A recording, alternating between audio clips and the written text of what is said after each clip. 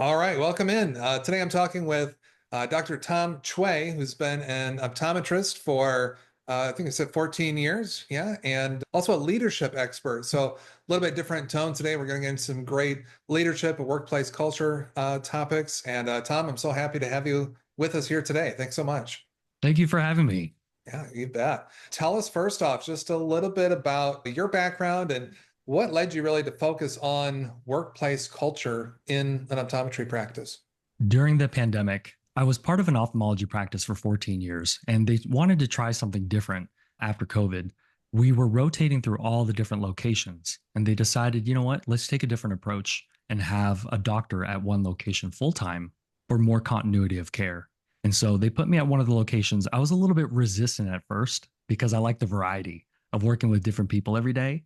I wanted to try that to see how it worked. And so after some time, I found that it was very, very beneficial because I can mold and kind of guide and influence my own team to practice the way I wanted it to. And there was a lot of good that happened out of that. That clinic had one of the lowest turnover rates. It had one of the highest rankings for work morale, highest Google rating. A lot of things happened as a result of me being there full time that I didn't see beforehand. There was some pushback with my style of leadership, though, especially with some of my other colleagues. They were thinking that my approach was crazy, that I was being too nice, and how dare I listen to the staff and address their concerns. And we'll get into that more later. But the reason why I'm so passionate about this is because of being bullied growing up. As a child, I moved to a new town. I was the new kid. And so I was an easy target and I was physically abused. And so that started my journey of really treating people well and advocating for others as well. So that's why I'm so passionate about positive leadership in the workplace. Wow. Yeah, thanks for sharing that. So that makes sense of what led you down here. And you've obviously seen some great results with this in practice already. I hear a lot around online or wherever else in books about workplace culture and leadership training or leadership development. Why is it such a critical element with the success of an optometry practice? You have any thoughts about that? Like, why should our owners who are listening focus in and really develop their skills in this area? Going back to what optometry looked like back in the 80s or even the 90s, reimbursements were pretty good with insurances back then. And so there wasn't a lot of emphasis in we need to see a ton of patients today. We need to get these patients in and out and really just driving that forward in their practices. Today, it looks a little bit different in a lot of workplaces because the cost of living is higher. The reimbursements aren't keeping up with the cost of living. And so we are trying to make up for that by seeing more patients, by building more efficiencies and having to do more and more and more. And we have to pay attention to our margins at the same time. And so we're very mindful of what we're paying our employees and making sure that we are generating a profit. And so I think the culture looks a little different today than it has been in the past for a lot of different reasons. We have these external factors that are causing more pressure in the workplaces, especially in the optometric practices. Okay. Yeah, very good. Okay. So when we talk about part of this, and like we were saying right before we in the pre-chat, saying there's so many like subtopics to this, right? So many layers that we could get into and peel back. I think one of them is definitely revolving around like just straight out employee engagement, keeping that, which can be a challenge in any industry, in any small business, but definitely here as well. Do you have either certain strategies or tactics that you found that are like effective in keeping your team engaged? Yeah. Before I get into that, sorry, there's something else Oh, I wanted sure. to mention about why there might be some resistance to being a better leader in our practices and why there are more gurus out there popping up nowadays. I feel like this is going to be an ongoing issue moving forward because of the way our society is built today. And so there are going to be more leadership experts, so to speak, preaching about this issue. I think there is a lot of resistance with becoming a better leader, showing more compassion, kindness, understanding. We throw those terms around a lot, but do we really understand that and put that into our daily practice? So a lot of people find there is a lot of resistance to positivity and positive leadership for a number of reasons. And I think that's because when you think of positivity, and I'm not a big fan of that word, I've been trying to think of another word to substitute for that. We think that it's being too nice. We think that it doesn't show authority. When you think of the word positivity and kindness and compassion, it really doesn't convey authority. People assume that you would be taken advantage of. People assume that people won't take you seriously. People assume that you won't be respected as a leader by doing this. And so I'm looking to change that. I'm looking to change the perception around positive leadership and a positive workplace culture. People need to understand that it is very important for us leaders to take leadership seriously and to constantly improve ourselves. Because at the end of the day, we have a business to run and our business needs to make a profit.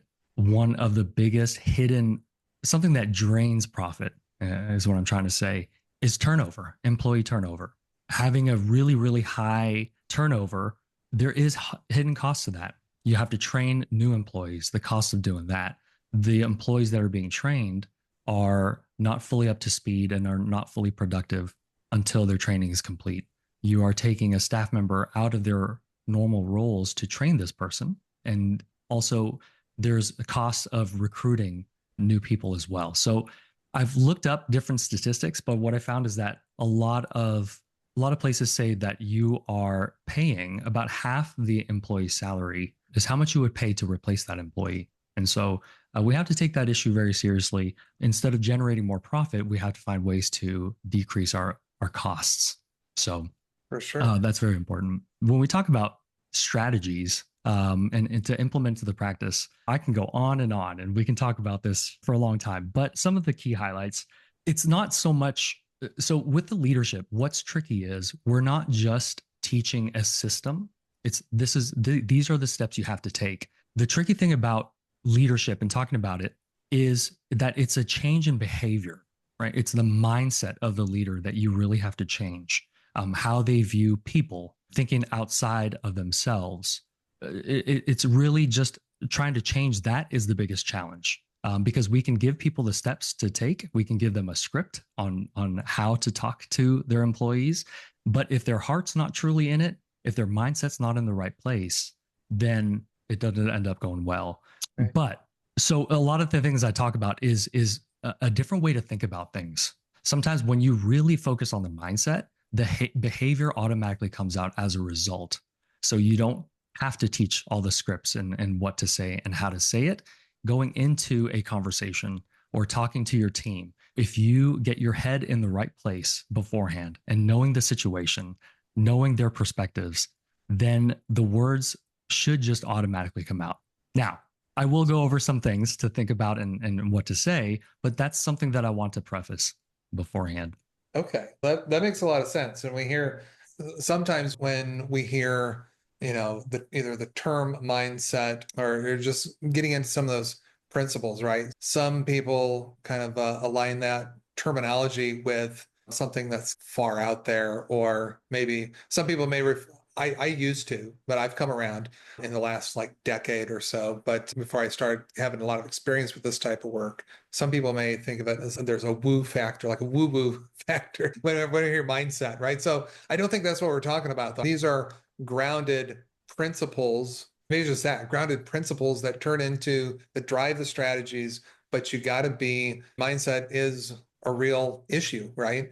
And if any of our mindsets are not set, as you're saying, to be able to accept the strategies or the style or the concepts that you're going to lay out, then it's all just going to go in one ear and out the other, right? Because nothing's going to land. So I get what you're saying there. A couple of minutes ago, you were talking about the cost of replacing an employee, which is something that I'm all too familiar with, not from my own experience, but just seeing it out there in the world and working with a lot of business owners. You talked about the training, and a lot of times that involves other staff. So there's hard costs with recruiting and those types of things, but there's also opportunity and like efficiency cost that we're losing out on every time we have to take a step back and even just orientate somebody to our way of doing business, how the practice runs and simple things, and then get them trained up to be able to actually be like a top efficient producer in the practice. And that I think goes for just about any position you can think of in the practice, whether it's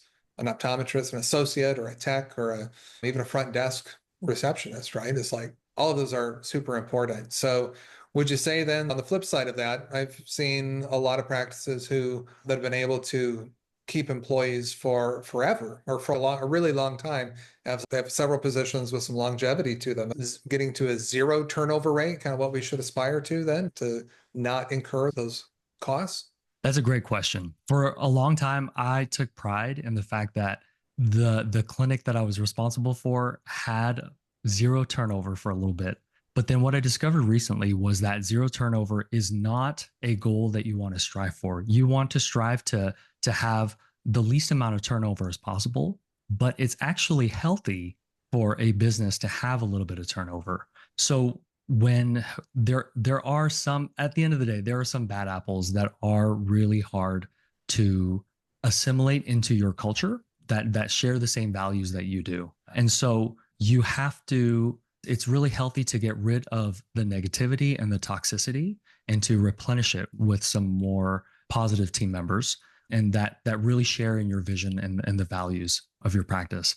But the one thing that it does to hold on to a potentially toxic employee is that it also sets a bad example. Then you start to lose a little bit of integrity by holding on to something that you are trying to change, holding on to something that you're trying to avoid happening with the rest of your team members.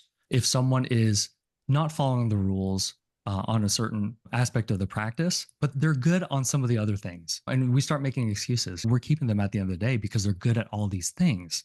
And so we try to hide the negativity under the rug. But what that looks like to other team members is, well, you know what? If they can get away with that, then I can get away with these things or XYZ. And so it's not good for the integrity of your practice to keep holding on to as many members as possible in hopes of achieving that zero turnover. Sure. Yeah. So don't sit there and shoot ourselves in the foot or make bad decisions just for that metric, right? Or just for that achievement.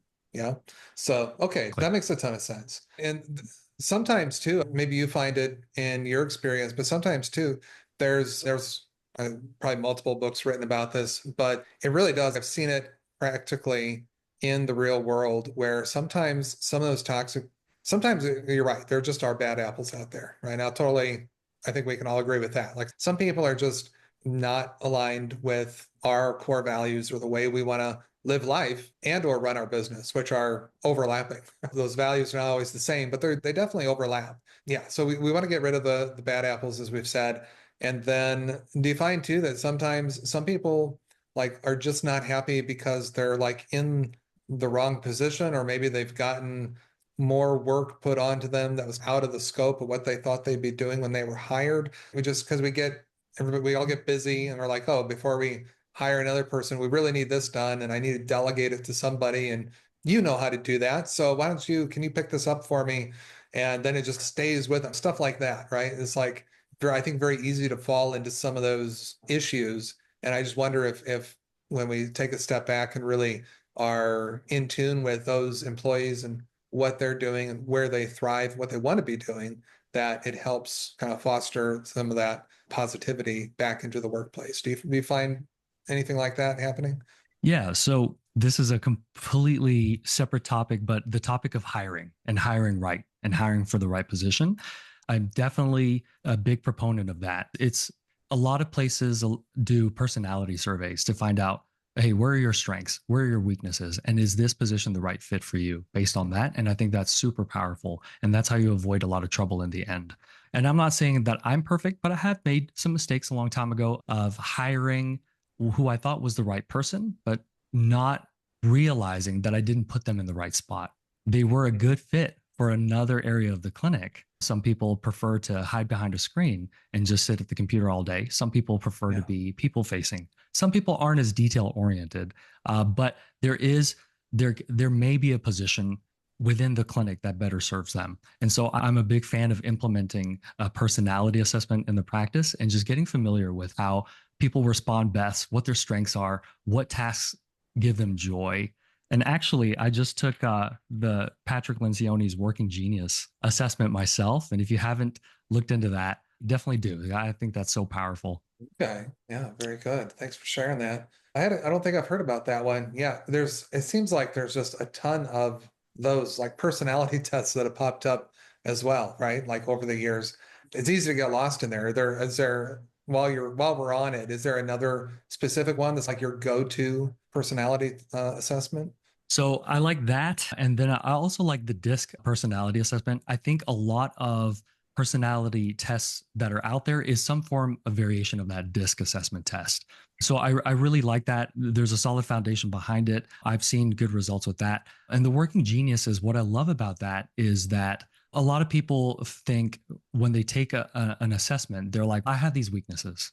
And so they stand by them instead of trying to do better. That's my weakness. I'm not going to do that. Where the Working Genius is addresses weaknesses, but it's more about you may be good at everything, but what is it that brings you joy? And what is it that you like turns you on when you do a certain thing, when you focus on the social aspect or the detail, being detail oriented? What is it that brings you energy?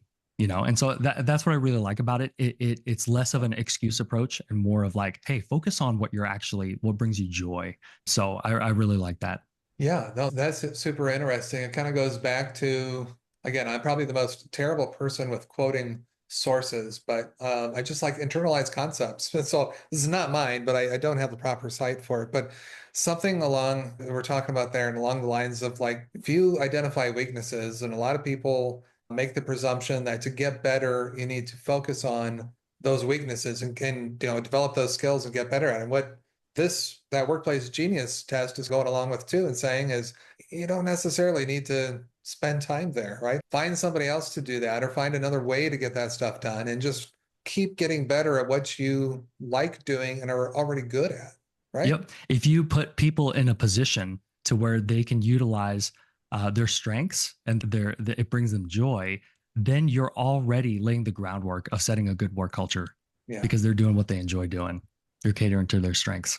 And you probably see them become like a more of a contributing employee faster in the process too, right? I'd have to presume like if they're not like we were saying before, sitting in their exceptions almost and owning up, trying to own up to those, but there's more of a feeling of empowerment then, right? To say you're good at this, this is exactly what we want you for, and go do it. Let's get to it. And so it allows them to really come into their own in presuming it's a newer employee or maybe just a new position, but come into their own a bit faster in that role and probably Exactly. perform at a higher level. Yeah, very Yep. good.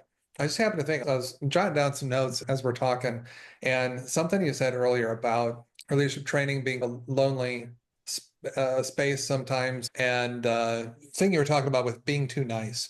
I literally just had a conversation this week with a friend of mine who's also a business owner who had experience with a manager in another business, but had experience with a manager who was very much like had approached her and said, it's kind of they were venting back and forth or talking things out as business owners do, or managers even in this case, but saying something about how she just wished that manager just wished they could like essentially whip everybody into shape and they weren't performing like they should have been performing, and the manager's approach was more of a negative approach. It was like negative repercussions, do this or else this is going to happen type of thing. You don't want to get written up. It was that kind of like mentality. And I think that goes back to what you were saying earlier and even what you were saying just a little bit ago about laying groundwork for the mindset of being a good leader, right? Which is you got to figure out maybe that's a question for you. This is a question for you. Do you got to just figure out what side of that coin you're going to be? If you're a negative enforcer or positivity, like a positive leader. I don't know if there's terms coined for this stuff, but positive or negative leader, I think is how I'm going to refer to it for now, unless you tell me differently. But that's a choice, right? One's probably more effective than the other, and there's probably a choice, even if you were brought up or your only experience has been with other managers having the more negative approach. I'd have to think that you have a choice to switch that around if it's more effective. Yeah, that's a great question. So Leadership is a lonely road because a lot of times you are standing on a platform announcing to everybody that we need to change, we need to do better. But then people are stuck in their old ways. And so a lot of people aren't receptive or open to change because what's wrong with the way I'm doing things? And they're hiding the negative impacts it's having about their work culture, about their turnover rate, about like they forget to realize how much of a headache and how much of a burden it is to whip a team into place that is not fully engaged. Yeah. Okay. And I have dealt with a lot of that kind of leadership and I've been exposed to a lot of that. Mhm. The psychology behind it, I'm still trying to hone in on what is the underlying reason for that kind of leadership and why are they so averse to positive leadership? What I've discovered so far is that a lot of it can be generational and upbringing and based on life experiences. Okay. For sure. What they were exposed to growing up. And it may be a situation in the household, or it may be a situation in school, or their previous employment. So it's based off of life experiences. This is what I saw my parents or leaders in different organizations do. So this must be the way it is. How often are we like, I'm not going to be like my parents, and we turn out to be just like them? So we model people's behavior. The second point is that it served them well. It may have served them well. The fear-based leadership is what I like to call it. The fear-based leadership. However, it's very temporary. It doesn't last very long. It's a short-term fix. And so people keep doing it because they see the short-term fix and they think that it's going to be long-term. And then they question, why are people not doing their work? Like, why is it so hard to keep people? Oh, people out there don't want to work nowadays. And so they start making excuses instead of realizing, you know what, maybe I should change my approach to how I lead. So these are the problems that we run into. And I'm very understanding of that when I do talk to leaders and coach them through the process. But so it is, now you can see why it's really about mindset too. There's a lot of mindset things we have to deal with for people to truly understand and to truly feel what I'm talking about when I promote positive leadership. Positive, and you said something about being nice. And so what I learned recently, there is a difference between being nice and being kind. Kindness is what I usually promote when it comes to leadership. Like, do you display kindness in the way you say things? Do you use the right words to display kindness? Do you, when you think of the word nice, it has that connotation of I'm just saying yes to everything and letting the other person do whatever they like. I think words really matter, but kindness is the word that I like to use most often. We live in a society where being kind or being nice in general is not viewed in a positive light. It didn't serve me well. In high school, I was not the cool kid. The cool kids were a little bit more rough around the edges. They didn't necessarily show a lot of kindness. And also, it affected my dating life. I was always the nice guy. I was put in the friend zone and things like that. So we live in a society where kindness is actually negative, but it doesn't work that way. And people have to realize that, yeah, while that's life outside of business, inside the business, it's of paramount importance, kindness and compassion. And so this is what I focus on in businesses, is to help them see and realize that and help them change their mindset and therefore changing their behavior. Okay. Now, it's a lot of what I help people understand is that the way you lead and the way you communicate and treat your employees is how they are going to treat patients. Like, people model after people in positions of leadership. So if the employee sees a boss just speaking unkindly, then they may model that behavior and communicate in the same manner to patients or customers, if it's another type of business. If it's a business that does not emphasize the importance of clear and kind communication, then how do you expect your employees to do the same thing? That makes a ton of sense because we know from the examples you just shared earlier that we as leaders, even subconsciously, model the leaders that we saw growing up when you were talking about that, right? And so we know that behavior modeling is a real thing and definitely impacts how we are today. And so I don't know if it was as if I thought about taking that step towards the employees and how they interact with patients, because they're the leader of that room, so to speak, that exam room, and they're in there, they're in a leadership role there in a sense. And so, yeah, they're going to model behavior that they've potentially model behavior that they've been exposed to.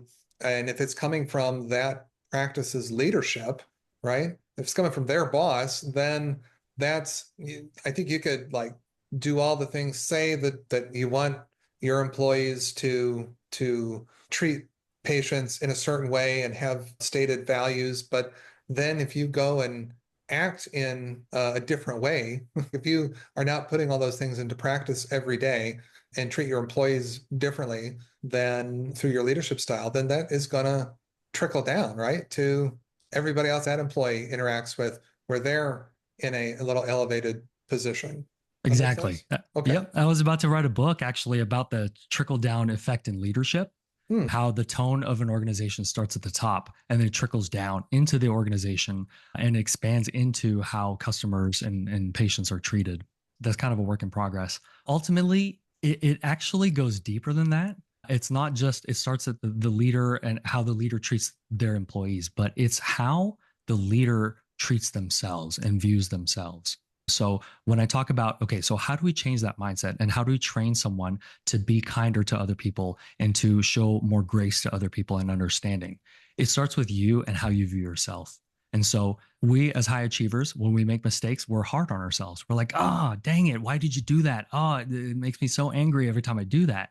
If you don't treat yourself with kindness and compassion, this is how you're going to treat others by default. Okay. So, how you treat yourself and the tone and the language that you use to talk to yourself is automatically how you are going to treat others. When you're now, you can be conscious and try to think about the words you're going to say to other people. But when you're busy and not really thinking about it, your natural default communication style comes out. Yeah. And so it's really important that we change the voice that we talk to with ourselves first. And so that's a way to train that muscle at the same time. Okay. Now, there's that. There's also an exercise in taking another person's perspective, walking a mile in the other person's shoes, or what we like to, sometimes we refer to that as empathy or compassion, right? But it's really seeing the world through another person's eyes, no pun intended.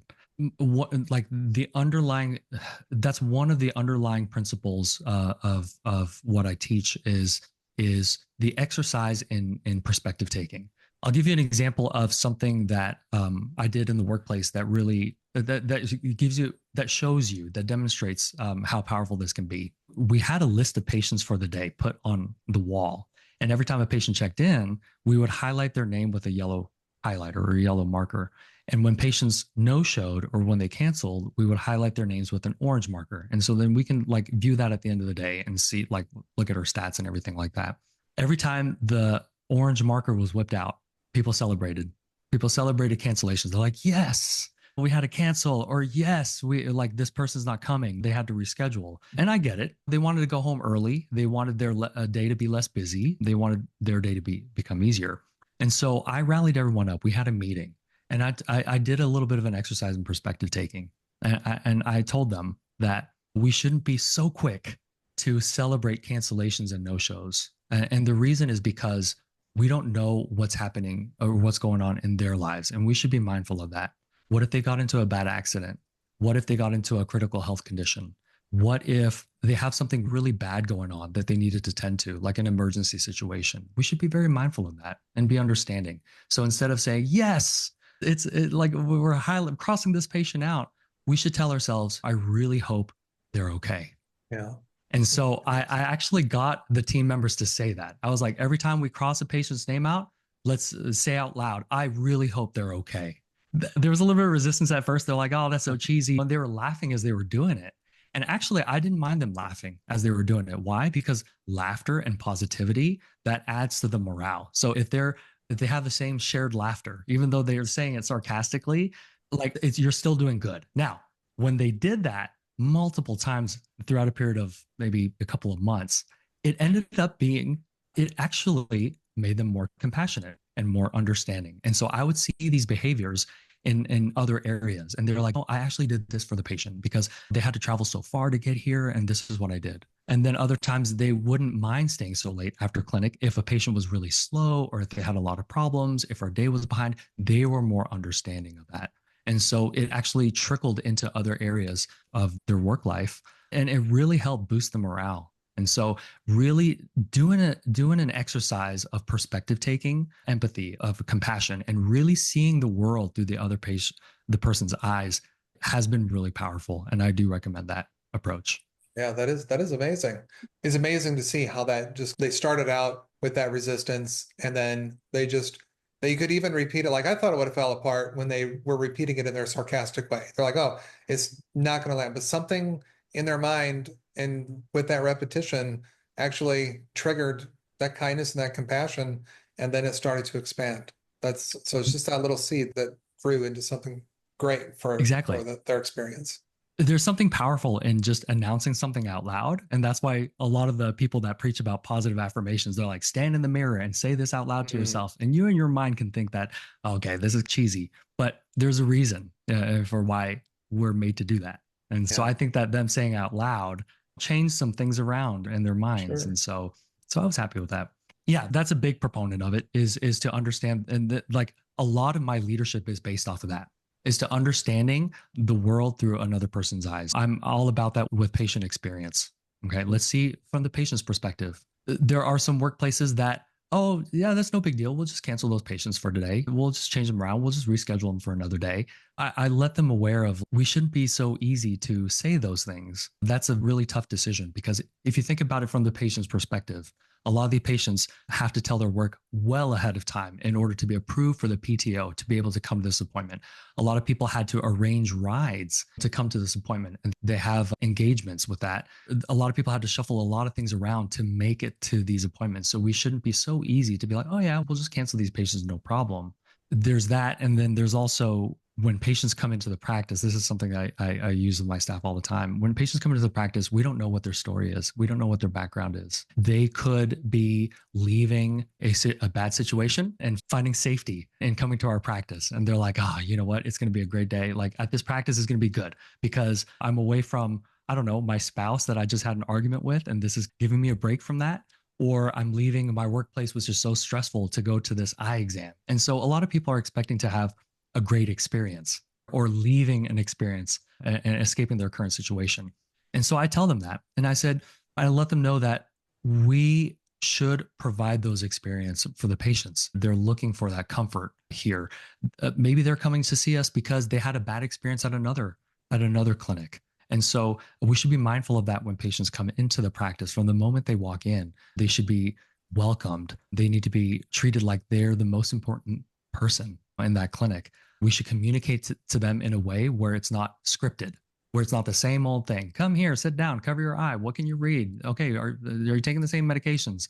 Let's provide a unique experience for each individual. I can go on and on about, what I teach them, but interesting fact. So Yeah. one of the things I implemented at the practice was like say one thing during your workup with the patient.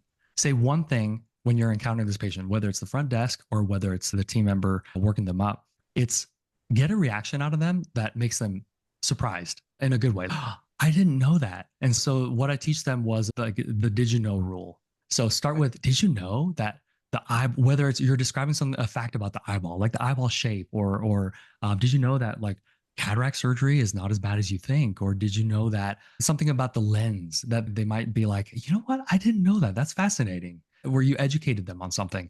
That's really powerful in adding to the patient's experience. And sometimes that is the factor that gave us a positive Google rating because they took the time to educate the patient. I always say, use the did you know rule, make them react in a way like, oh, I didn't know that. That's fascinating. That's awesome.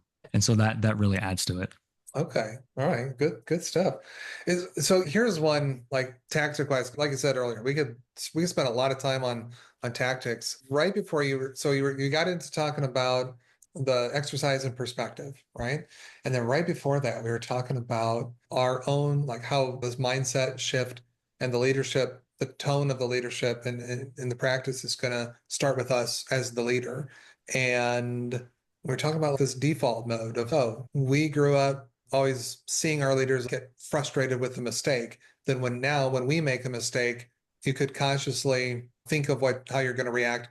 But in the heat of the moment, your default is just going to come out and maybe still this frustration or a lash out or something that's not ultimately positive or kind, right? So if that's where I find myself now, and I'm saying this for the benefit of everybody listening, right? If that's where I find myself now, I always have to try and catch myself from that default mode. Is there a way, like, how do I just take the first step to start to retrain my subconscious? Because that's really, I think, what it's going to boil down to, right? Like, how do I train myself out of that if if that's just the way I am? Isn't that just the way I am? So I don't know if this response is going to sound sexy or not, but Okay. it's repetition. I love talking about this. It's repetition. Do Okay. you ever? I compare it to the experience of being on autopilot, and you were supposed to stop by the grocery store before heading home, but you accidentally just came home because your Mm, mind was on autopilot. Right? yeah. You're thinking about other things, and your default was to drive home. Why was that the default? Because you've done it so many times. I used to grow up playing the piano, and I got real nervous doing piano recitals and competitions and stuff. But practice made it so that while I was thinking about, oh my gosh, they're watching me, they're judging me, and all that stuff, the piano performance was still like perfect, you know? And so because I practiced it so many times that it was default and nothing was going to steer me away from like my default mode, you know? And so it's repetition over and over and over again until it becomes autopilot. Okay. Very good. So, look, Tom, I know we're getting really close to time here, and I want to be respectful of yours. In wrapping this up, is there like one other, you've dropped a lot of great nuggets of information. Some of my takeaways so far is that kindness does not equal nice. And I think I've heard that, not that exactly. I didn't recognize that, but I literally had the note that earlier that when you were talking about it, kindness doesn't equal being soft or being a pushover, because you were kind of linking those two up. And I think that's very, very similar, right? We can be kind and compassionate leaders. It doesn't mean we're pushovers or that we can't affect change, right? Is what we're getting to there. And that low turnover is great, but not necessarily zero turnover. So there's got to be a balance there between what's going to feed and be most efficient and effective for the staff and their morale. And then the other big one that I wrote down was like this whole idea of leadership mindset. And then it starts with us, and that we need to be able to receive some of these changes. So a lot of great stuff. Is there anything else as a one-off thing that a piece of advice, and maybe it's just expanding on something we've already said, but one other piece of advice to optometry practice owners specifically about their enhancing their workplace culture, what would that be? So, another piece of advice for enhancing their workplace culture is to emphasize and let that be one of the pillars of your practice is emphasizing and promoting a good workplace culture and lead by example of showing compassion and forgiveness and showing gratitude to the practice. There's a lot of different things I wanted to talk about, but if you make that a priority in your practice, then it'll trickle throughout your team. Now, it's really important that you pay attention to your own self-care as well, because if you don't know how to recover and rest, and if you allow yourself to be stressed out, then sometimes if we haven't fixed our default mode can come out. And so it's really important that if we show other people compassion, if we give them energy, we have to refill our own energy stores as well. And so we always have to have enough to give. Yeah, for sure. That's awesome. Tom, thank you so much for coming and joining us here today. I know we could have probably spent the rest of the day talking about this and getting into all the things, but I think you've really given us some good starting concepts here to bring it back to top of mind. Have this constant and daily awareness that this is an area that needs as much focus as anything else that we're dealing with in our business or in our life. And yeah, just thanks for sharing all the wisdom and experiences so far. This has been great. Absolutely. Thank you for having me. I feel honored. Yeah, you're very welcome. Well, hopefully our paths will cross again here in the future. I enjoy talking with you. Absolutely. Thanks so All much. right. Thank you very much.